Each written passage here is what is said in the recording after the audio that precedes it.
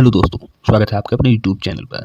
कैसे हैं आप सब दोस्तों? आज का टॉपिक बहुत ही ज़्यादा इंपॉर्टेंट है क्योंकि पिछले काफ़ी दिनों से हमारे देश और आसपास के देश में काफ़ी बड़े बड़े भूकंप के झटके महसूस होते हैं और ये भूकंप आए दिन आते रहते हैं। जैसे कि कल रात भारत देश और आसपास के देश में आया है।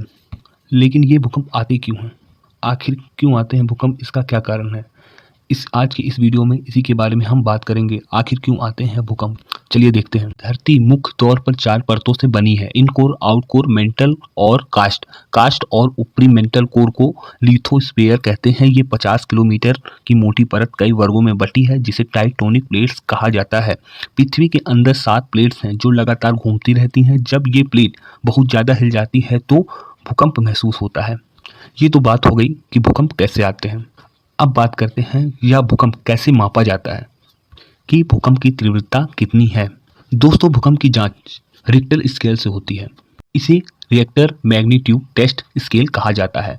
रिक्टर स्केल पर भूकंप को 1 से 9 तक के आधार पर मापा जाता है। भूकंप को इसके केंद्रक यानी एपिसेंटर से मापा जाता है। भूकंप के दौरान धरती के भीतर से जो ऊर्जा निकलती है उसकी तीव्रता को इससे मापा जाता है। इसी तीव्रता से भूकंप के झटके की भयावहता का अंदाजा लगाया जाता है। भूकंप की तीव्रता का अंदाजा केंद्र एपिसेंटर से निकलने वाली ऊर्जा की तरंगों से लगाया जाता है। इन तरंगों से सैकड़ों किलोमीटर तक कंपन होती है और धरती में दरारें तक पड़ जाती हैं।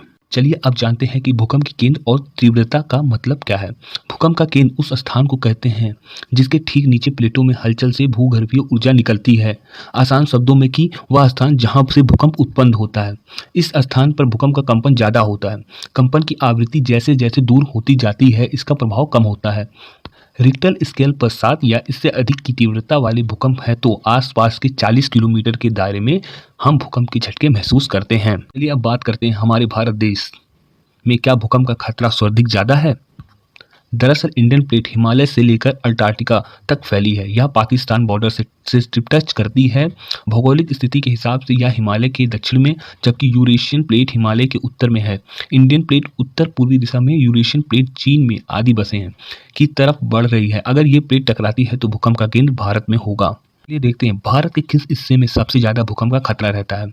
भूकंप के खतरे के हिसाब से भारत को 4 जोनों में विभाजित किया गया है।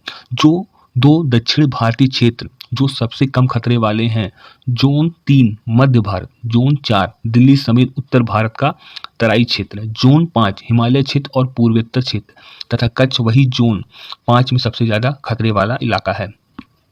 तो आज की इस वीडियो से हमें पता लगाया कि भूकंप क्यों आते हैं, क्या कारण है और उसकी तीव्रता कैसे मापी जाती है और हमारे देश में किस जोन में भूकंप का खतरा ज़्यादा है। दोस्तों, ऐसे ही फैक्ट्स वीडियो के लिए और ऐसी जानकारी वीडियो के लिए हमारे चैनल के साथ बने रहें। हमारे चैनल को लाइक शेयर सब्सक्राइब जरूर